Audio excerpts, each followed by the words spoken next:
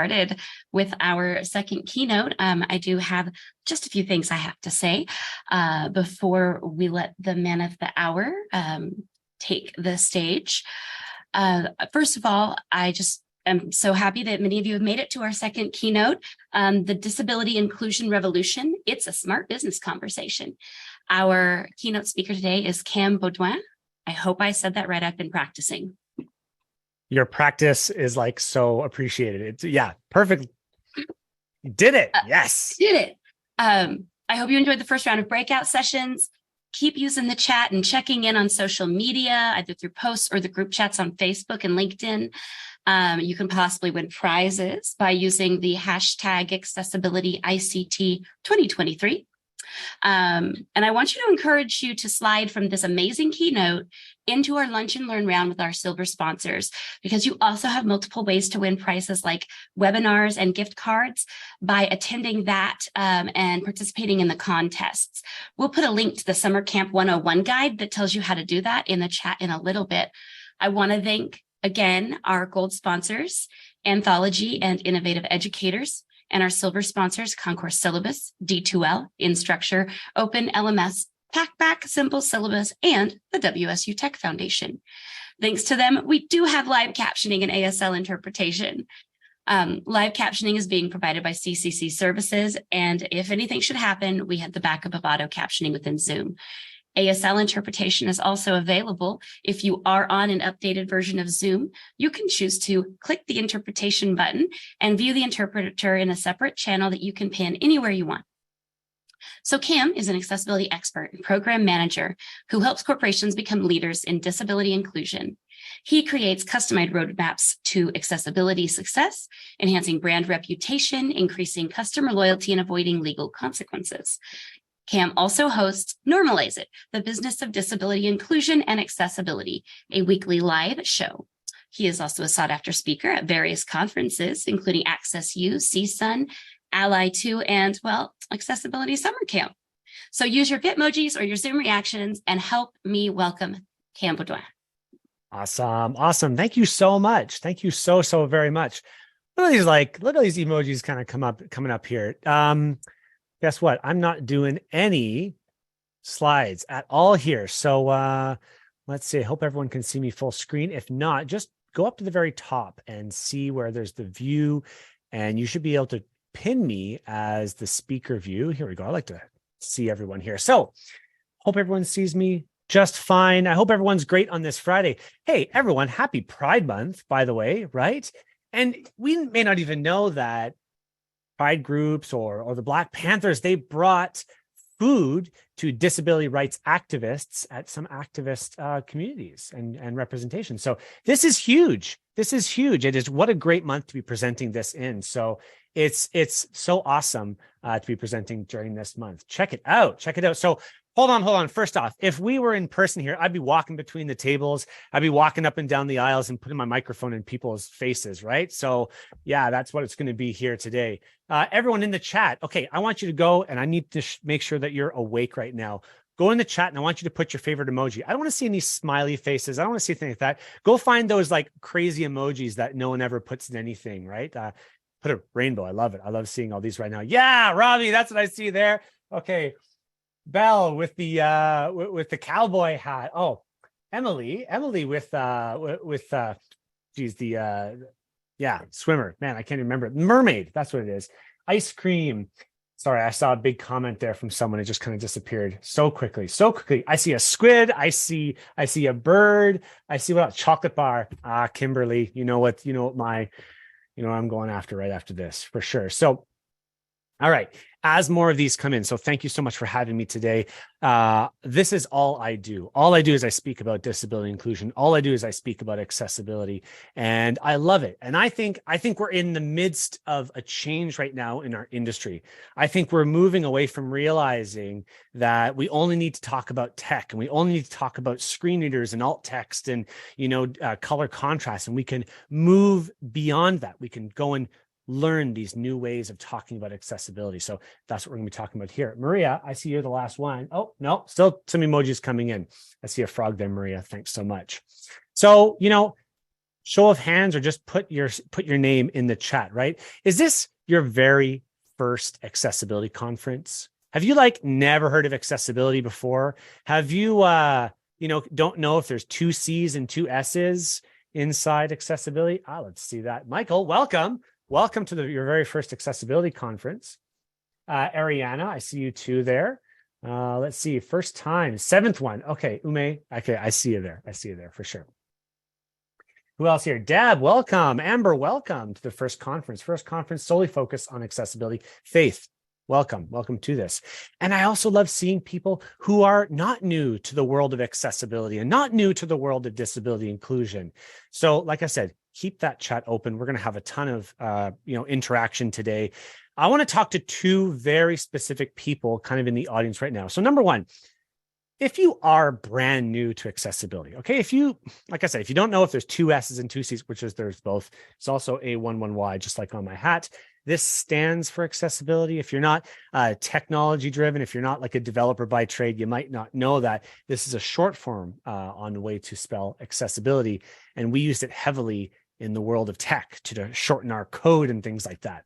But if you're brand new, I want to talk to you about the possibility of what this can look like in your future, what this is looking like in 2023, and how we can kind of customize this for the future. And number two, second type of person I want to speak to is if you're a veteran, if you've been here before, or if you've been to accessibility conferences before, I want you to boost your skills. I want to see if you can struggle and stress yourself to move outside of just the tech field and outside of just talking about, the real technical skills. And I want to talk a lot about that because here's a fun fact.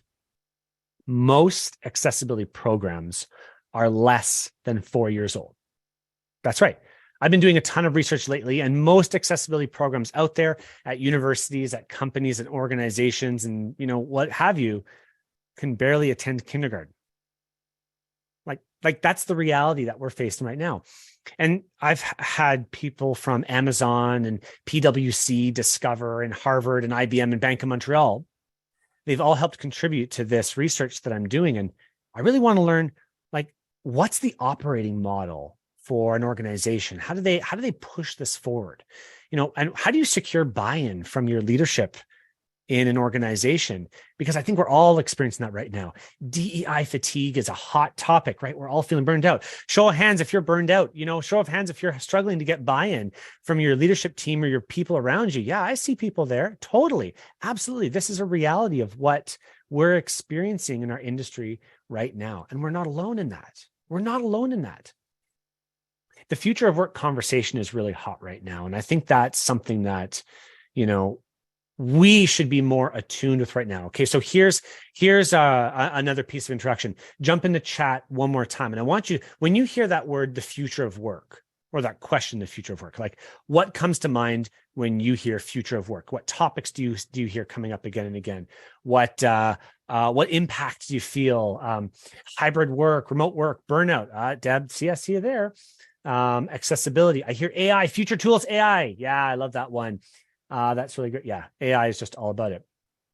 Funny enough, back in December of 2022, Gartner, the big firm, they were predicting what are the topics of 2023, and AI is absent. AI is totally absent from that because it wasn't until January of this year when ChatGPT kind of came on the scene and exploded that AI became such a hot topic. So they completely missed that one. But let me list out a few more here. Maybe we ring some bells. Quiet hiring is a big one. Finding internal or alternative talent to what people who left from quiet quitting before, right? Gig work, temp work, stuff like that. Hybrid work days, we all know that, right? That was in the chat. Flexible schedules, paid leave, stability, a pipeline of non-traditional candidates, people with disabilities, people who work anywhere in the US, never have to come into the office. What does remote really, really look like? Mental health support, quiet spaces, mental health days, things like that. DEI growth, but in an environment where we're already experiencing DEI fatigue and pushback from it too, right? People who talk about DEI being too woke. We'll talk about that a little bit later too. AI integration and personalization. How do we really support employees? And Gen Z, I can't believe I'm no longer the youngest generation. Here I was, millennial, and now I'm learning all these Gen Zs are coming in, and this is a generation who's been defined by the pandemic as their prime working years. They were defined by 2010 and the financial crisis affecting their parents. Maybe their children, people who've lost their houses. And what is Gen Z looking for? They're looking for stability at work. They're looking for a place where they can grow. And they're also looking for all the other things that we just worked about, right? A flexible workplace. And what's interesting is that these are the same things that we've been talking about in accessibility for years. 4 years. It's taken a pandemic to help people realize that, oh, maybe I can do some more work over Zoom. Maybe we're allowed to work 2 days from home and it's not going to affect my productivity. Maybe it'll make me even more productive, right? It took a pandemic to realize that. And the thing is, when I have conversations about the future of work with leaders in organizations or with bosses or with team members, all of a sudden their ears perk up. And they start to say, ooh, okay, this guy, he kind of knows what he's talking about. I'm not just focused on the right now. I'm not just focused on how do I make these images, accessible, which is still important. Don't get me wrong. Labels and alt text is super important. But when we can start having bigger and more forward-looking conversations, you turn into the expert in the conversation. It demonstrates to your leadership team that, maybe someone like Nicole has my best interests at heart. Maybe someone like Sophie is going to be considering something that's not just the immediate, like what's on fire. I challenge you to change the way that you're having conversations with leadership teams or your team around you. How do we start to bring their considerations into your workplace? See, the thing is, I wasn't always talking like this. I started off as a developer. I was a junior developer at a startup, and then I got hired by IBM.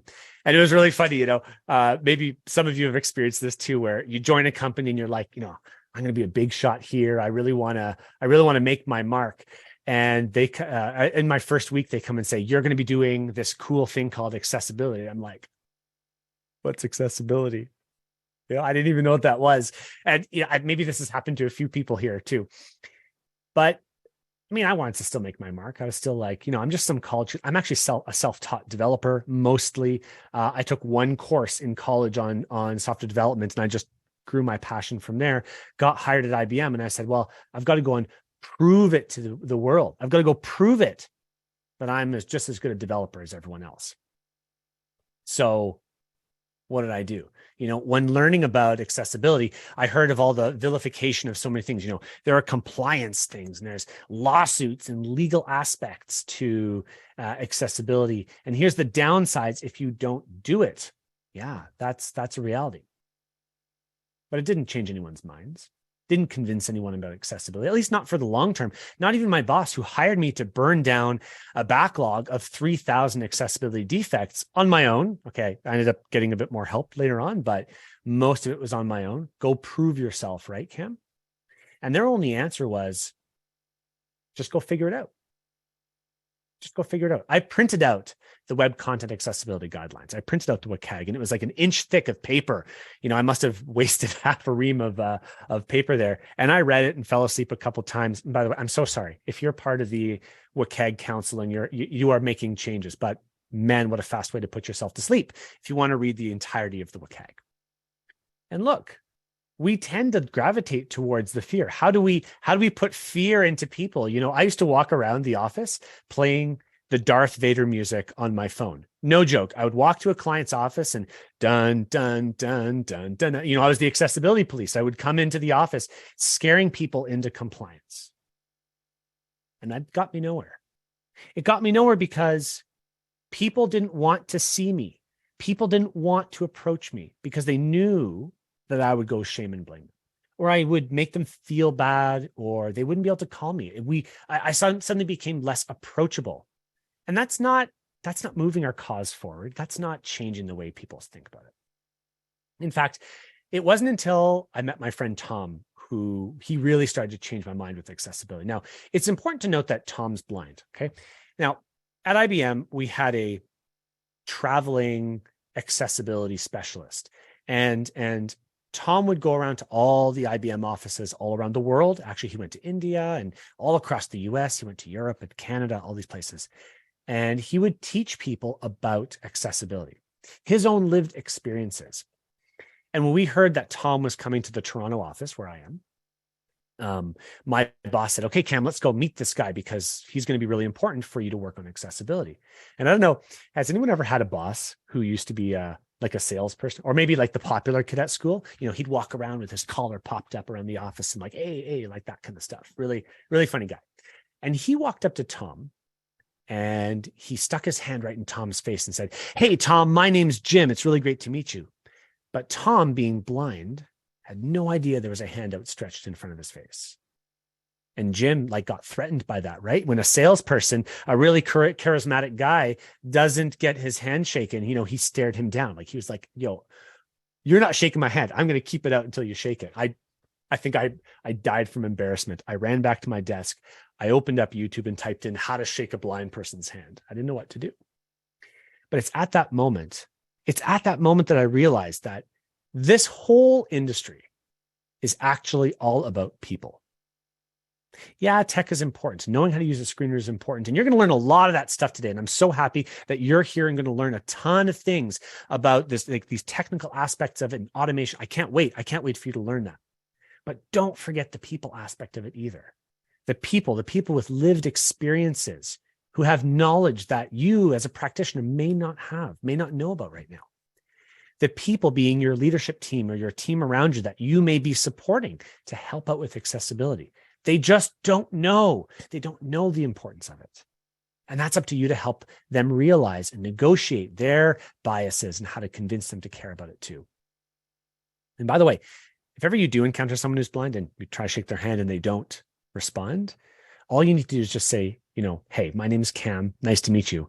Can I shake your hand? That simple aspect of can I shake your hand is enough to share, to cue up their hand to be shaken. It's so great. All right. So I took that knowledge and I was invited to CSUN. I'm colorblind. I went to go speak at CSUN about colorblindness. And that was really impactful, really impactful to me to start sharing my story about what this means to me. And that's going to be a thread you'll notice throughout this presentation as well, is that knowing what that meant to me is almost as important as knowing all the technical aspects too. So I went to CSUN, which is a large accessibility conference, and I started to speak to other organizations who were that much more further ahead, organizations that already had accessibility plans, already had accessibility strategies, already had teams of accessibility practitioners. And this is back in 2015, before, WCAG 2.1 came out. And I started to think about, these are the common threads that appear through all of these. I've never met an accessibility a program leader who is not, a good negotiator, can't go and get stakeholder buy-in, can't go and convince a team, isn't passionate about accessibility as well, doesn't get frustrated, doesn't let out the frustration that they experience when they hear a no once again for accessibility. And I also started to think of there are some really innovative ways of approaching this situation as well. There's a whole bunch of creativity that can happen in this industry, a whole bunch of novel approaches on how you can convince a team to care. I think we have this idea, and I know because I did it too. I'd walk up to a team and say, hey, you did it wrong. Yeah, but they've got 20 other things to do as well. How do we make this fun? How do we catch people at that aha moment? How do we catch people just before they say, I'm about to push some code? Maybe I should just run that accessibility checker one time. That's what I want to catch. That's what you should be wanting to catch too. And the interesting thing is that when I got back from CSUN, after I started to implement these, things started to stick. People started to work on their code, work on their designs, work on their practice without having to be reminded every single time about accessibility. Isn't that the dream? Isn't that what we want? We want people to be able to come to us with confidence. We want to be able to be approachable, to show that we're able to answer and help them throughout their struggles and their stresses. Because I think we're not really up against that feeling of, I don't care.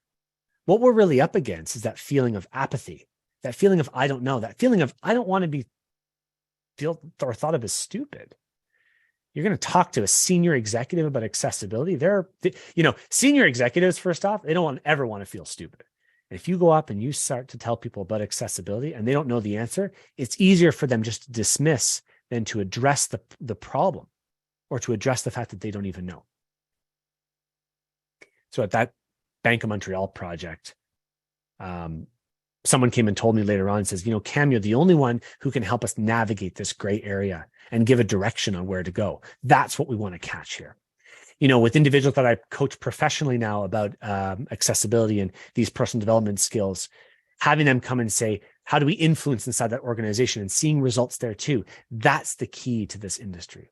At Estee Lauder, when I consulted with them, having people say, I want to come talk to Cam because he makes it cool and he makes it fun and he makes it approachable. That's what we need to work on. The technical skills are just half of it. So the ability to have these meaningful conversations with people is so underrated, but it's so utterly important that we need to learn it and talk about it too. Funny, because the other day when I was in a meeting, someone had called me in, a new client. They booked a discovery call. And you ever had those meetings where, you think you're just going to go meet with one person and then you end up showing up and there's like 300 people? Okay, maybe that's experiencing a little bit right now, but you go up to a meeting and there's 3 people, 3 executives, senior director levels and things like that. And I didn't know there'd be those types of people there, that caliber, that seniority inside that room. But I rolled with it, right? Learning about what their pain points are, what do they want me to talk about for them. And then we got to this point in the conversation where I asked the most important question that drives every conversation for me. Why is disability inclusion important to you? And I had the senior director of an organization pipe up first. You can always tell who's the leader in the room because they always try and speak first. They want to let themselves know. And he admitted to me that he had a bout of depression 9 years ago. And his volunteering with a group of individuals with disabilities helped pull him out of his depression. And he says he owes it to the disability community to continue helping them. If we don't ask that why question, then we don't know how to target our message towards the people who need to hear us. And all of a sudden, this senior director, who probably has never shared, I was with 2 other senior directors there, and he'd met me 20 minutes ago. It wasn't like I'd met him a bunch of times before. By going up to the leaders inside your organization, by going to the team members that you're helping consult or the other developers or designers, and you can go and ask them point blank and say, hey, what does disability inclusion mean to you? And just shut up at that point and let them talk. Let them share with you whatever their biases are or their real stories. I can remember many situations in my consulting work where I had people share these deep feelings and deep emotions, personal stories, cousin who has autism, a schoolmate who is in a wheelchair. But our educators and our parents and our HR departments still don't have the language to talk about disabilities yet. And so 99% of the people that we'll be interacting with don't even have the language yet to speak about disability. They don't know and they don't want to feel stupid. And that's where we come in. That's where we come in to help guide people through this conversation and show them that this isn't a scary area. It's not that hard to, add alt text. It's not that hard to, size things properly or put things in a proper focused order. It really isn't that hard to add a dashed outline around focusable elements. It's really not. It's really not. But they think it is. And that's where we come in. We need more than just a big heart and saying that this is the right thing to do, because just saying to someone, this is the right thing to do does not change hearts and minds.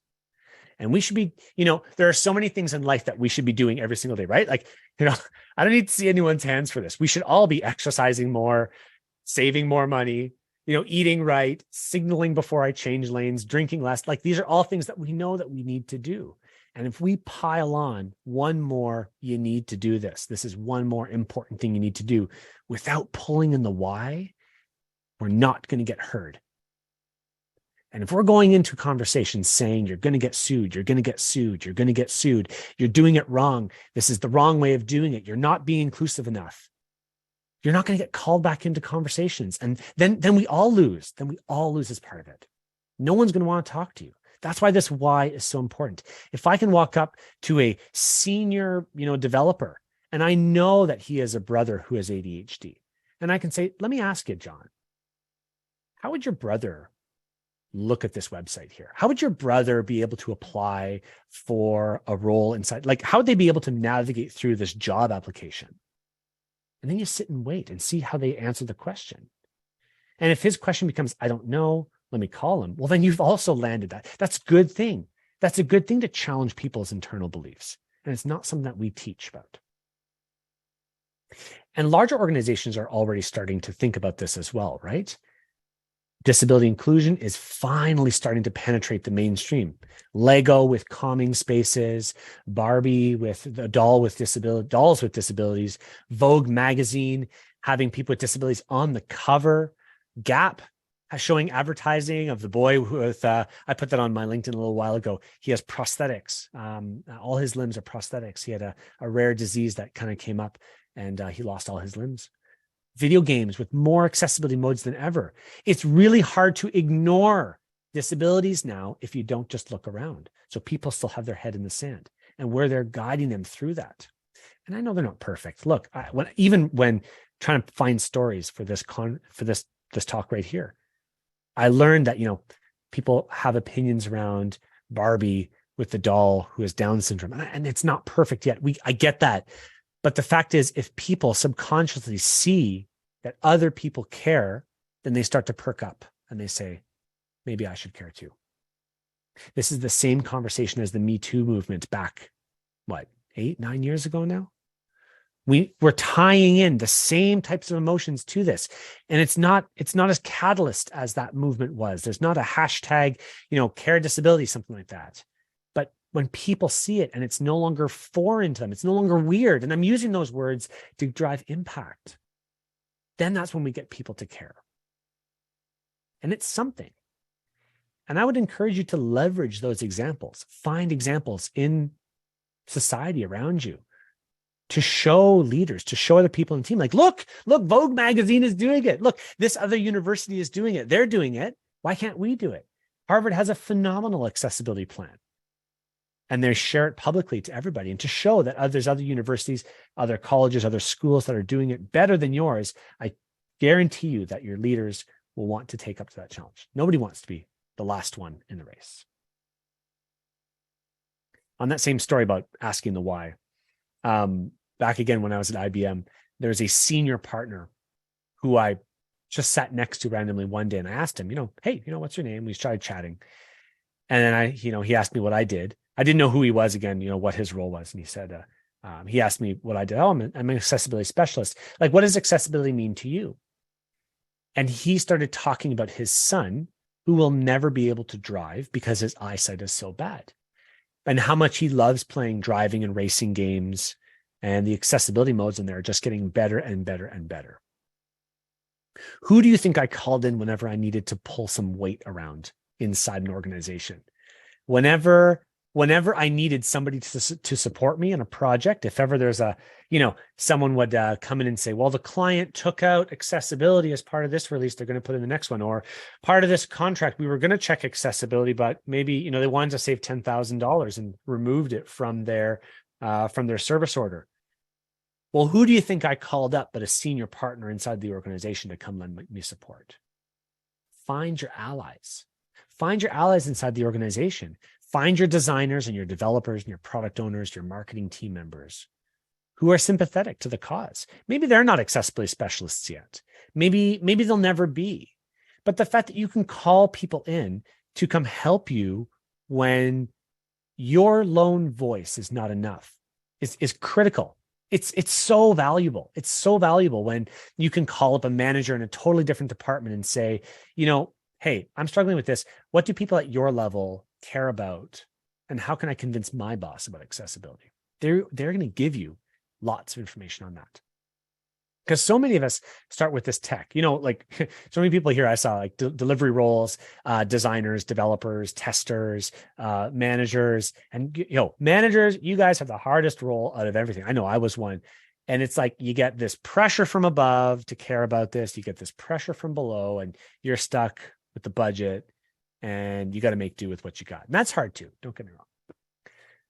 But when you're in that delivery role, you're going to start to see some diminishing returns at a certain point. After today's conference, after today's changes and tips that you've learned, what are you going to do with them? You're going to let them sit in the box? You're going to let them sit in your head? Or are you going to learn how to present that and teach that and coach other people about what you learned at a conference like this, what you learned about communicating and sharing this new knowledge that you've just received? And you can go and say, hey, everyone, I'm hosting a Lunch and Learn next Friday, and I can't wait to talk to you about this new design tool that's going to make all of our accessibility efforts really easy. Faith, I see you there. Yeah, and you're going to share that with other people. Absolutely. You got to share it. We can't keep this stuff to ourselves. And you're going to start to see after a while, your knowledge, you're going to start to get diminishing returns. You'll start to come to conferences after a while, and you're not going to go and attend. You're just going to go and meet and greet people again and see stuff, because it's going to be the same things repeating over and over. We're talking about basic HTML. We're talking about testing techniques, screen reader tips. And when you can start to think beyond that, how do you go and share this knowledge with the rest of your community, with the rest of your organization? That's when you'll start to see the business change. And how do you want to do that? See, I ran this survey last year and I had 111 responders. And I asked the question, just one simple question: what's the biggest challenge in professional advocacy? And here's the top 3 responses. Number 1 was getting the attention and support of executives in positions of power who can drive meaningful change. Number 2, communicating the importance of advocacy without being perceived as a nuisance or being too woke. And I say that in air quotes. And number 3, overcoming resistance and obstacles such as budget restrictions, limited resources, and client skepticism about the impact of advocacy efforts, right? Really talking about those struggles of navigating pushback, addressing timelines, budgets, things like that. What's interesting is that none of these answers ever came and said, I can't get tools into my department. I can't, I don't really have there's not enough help or support. What we're really talking about is at a certain point, we're going to start to say, I'm up against the wall. I can't get my team to hear about me. And I really believe deep down that this all has to do with things like personal agency, how much that you can affect inside an organization. What changes can you make to your team? How do you go and coach them and teach them? And that's really all about conversations around trust and respect and authority. And having those ideas around finding allies is so incredibly important. So when I think of the future of work, we're already there right now. We're already there in our practice, and we're already there in the conversation. And tying in our practices that we're going to be learning at conferences like this. CSUN just passed. There's Access U that happened a little while ago. And at those conferences, we're already talking about things that are that are relevant to this conversation too, around future of work. I listed out a few ideas at the beginning. How do you go and speak to your HR departments? How do you go and speak to your leaders and your organizers around those topics? Is going to be so much more critical than just laying in another, this is another tool that we need to bring in. Go and figure out how what you're doing right now is relevant to those bigger conversations. They're all available online. It's all free. Because like I said earlier on, what are we really fighting here? What we're really fighting is thousands of years of internal bias. Our competition is not a boss who doesn't care. Our competition is not a team that doesn't listen. Our competition and our opponents, the villain in our stories, is thousands of years of people with disabilities being pushed away, hidden away from society, unworthy of our respect. And that feeling of, that's what we're competing against. And we may have the knowledge and attitude and aptitude towards that.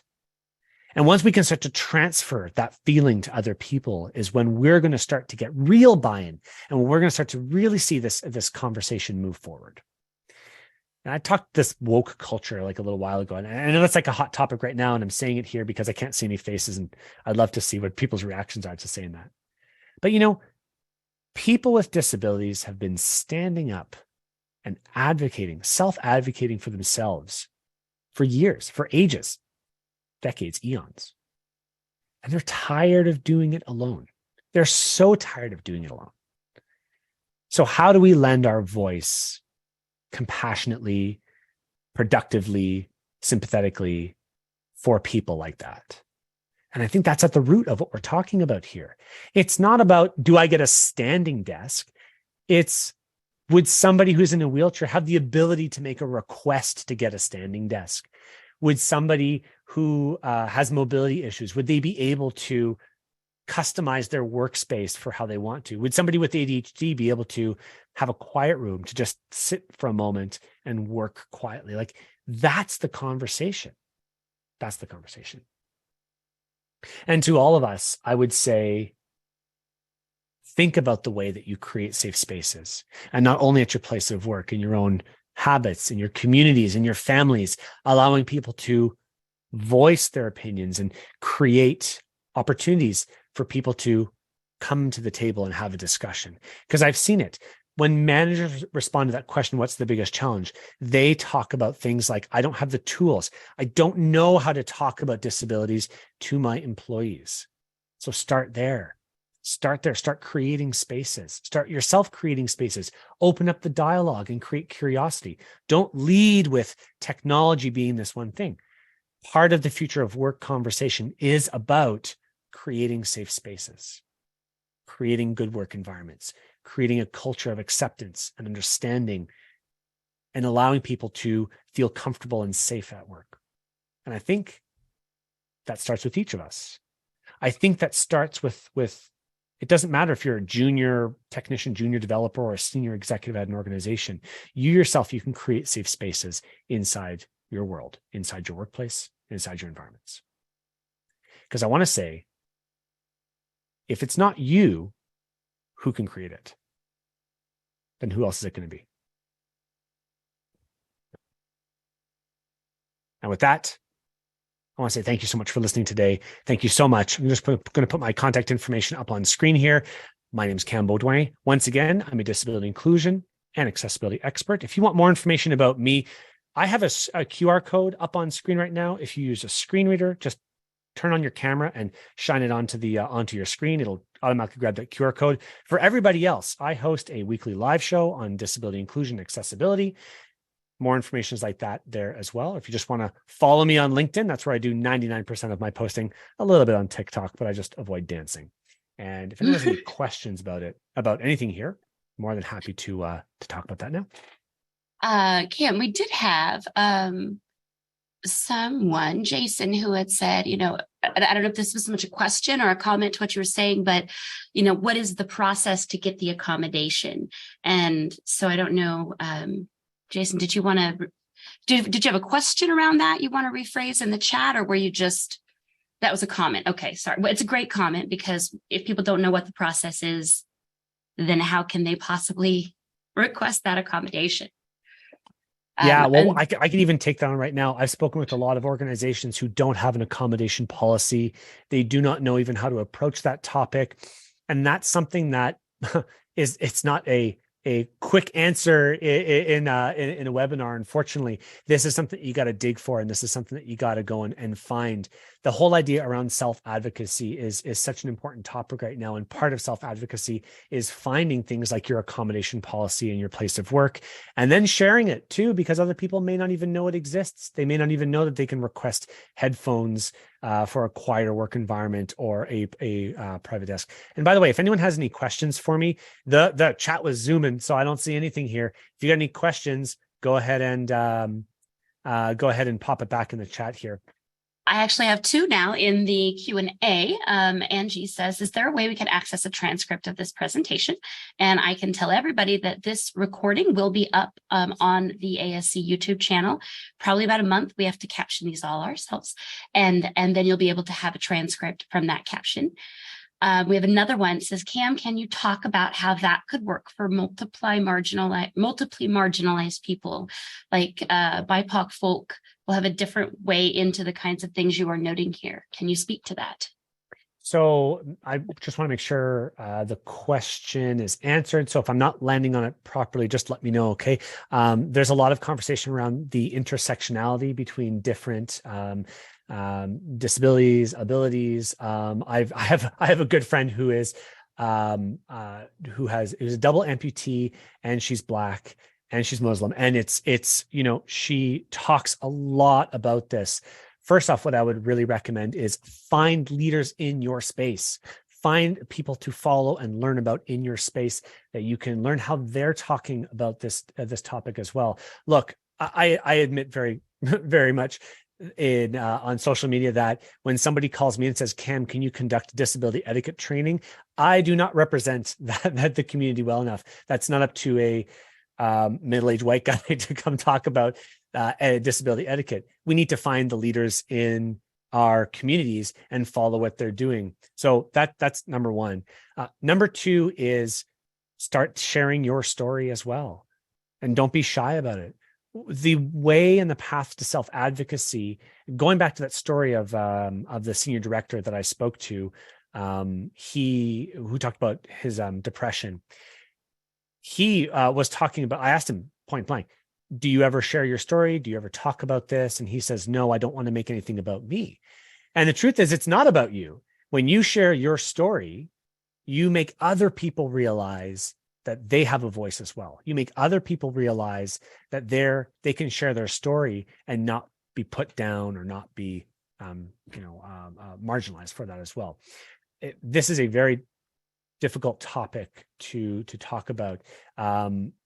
There are lots of nuances here, but the best thing I can do, and I've learned so much from other leaders in the space in that area.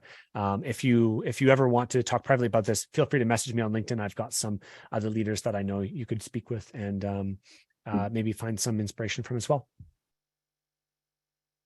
We do have another question, and it says, any tips for being the one creating the policy guide for accessibility? Oh, that's a good one. You know what? And it's going to seem really, really funny here, but I start a lot with other people's policies at the beginning, right? And depending on what industry you're in, say if you're in higher ed, I go around to all the other higher eds and I go look at their policies. But don't be afraid to call other organizations too and go meet people on LinkedIn, go start networking and ask them how they built their policies too. Usually what I'm doing when I'm consulting with an organization and they want some help building their accessibility policy or a disability policy or accommodation policy, I have a network of people already that I tap into, and I call them up and I say, hey, what struggles did you go through? What would you change from your current policy? I found that our industry is so open to conversation. It's incredible. So open to helping everybody out. It's amazing. And don't think that just because you're some junior accessibility person or you're just, a junior HR manager, you just got started into this, you can find people on LinkedIn and just say, hey, I noticed that you're part of this department. I'm starting out like this. I'd love to get some lessons learned. That's how I do 90% of all my work. I call people up and I just ask them questions. After 3 or 4, you're going to start to notice the same kind of threads, and you can create the policy. Now, selling the policy to the right people may be a different question.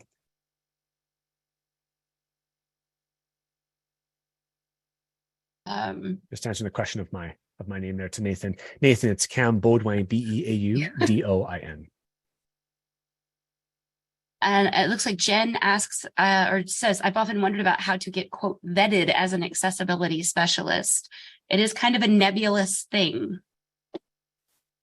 So I started calling myself an accessibility professional like when I was at IBM, when people started to ask me more questions about how do I do this, or like, what's the criteria about that? When I became the expert of accessibility, then I just started calling myself an accessibility professional. There's not a single way, because there's not really a path towards, becoming a professional. This isn't like certification. Yeah, there's things like the IAAP, the International Association for Accessibility Professionals. just pausing for the interpreter, who can certify you in different ways. Now, that's a good start. But when you know that you want to go along this path, call yourself an accessibility specialist, call yourself an accessibility professional. Don't let things like imposter syndrome hold you back. We need more professionals out there who are willing and wanting to champion this cause. Cam, do you have time for one more? Oh, sure. I got time for a couple more. Okay. How would you try to achieve culture change in an organization that is, quote, anti-woke and that politicizes accessibility? So I always start where people are. I always have to start where people are. And when I hear of an organization who is resistant to change, first off, what I want to do is I want to see if this corporation or company is really an organization that I want to be a part of, first off. And so that change starts with me. But I've been in situations before. I'm thinking of, very old or structured organizations where they are very resistant to, hearing opinions or things like that. I start just very blankly asking a lot more questions. There's always going to be somebody inside the organization who I can find as an ally, either through their own lived experiences or through, maybe they have a family member with lived experience as well. It goes back to understanding, how does that organization want to make change? And this is not a fast process. I think that's one thing that we don't talk about enough of as well, that changing an entire company culture can sometimes take years. It's not months. Sometimes it can take decades, right? Even, if I think of government organizations that are still trying to figure out WCAG 2.0, they're still, they don't understand. They're barely implementing that, even though they have a policy, and especially here in Canada. So the question around how do you approach organizations is find your allies, ask more questions, and find what's relevant to them, so that when you put a plan in front of somebody who can affect the change, you're speaking their language. Because maybe they are more concerned about their public image than they are about, creating an accessibility policy right now. So selling them on what's relevant to them is going to be much more meaningful and much more impactful than becoming a solo activist, which can kind of feel like you're being attacked personally. I don't see any more questions in the Q&A or the chat. And we are almost at time. So Cam, thank you so much for being here. And Nicole asks, what were the steps again? Steps for, I believe that was for the getting buy-in or changing a company that maybe doesn't have. Okay, so I would say, yeah. Let me list these out again. So finding out what's relevant to those people, finding the people who can actually affect change is going to be a really big one as well. So when you find what's relevant to a leader or an organization, starting to tailor your message towards that leader, because you got to find the people who can actually affect the change before you can make the change itself. Start with those three.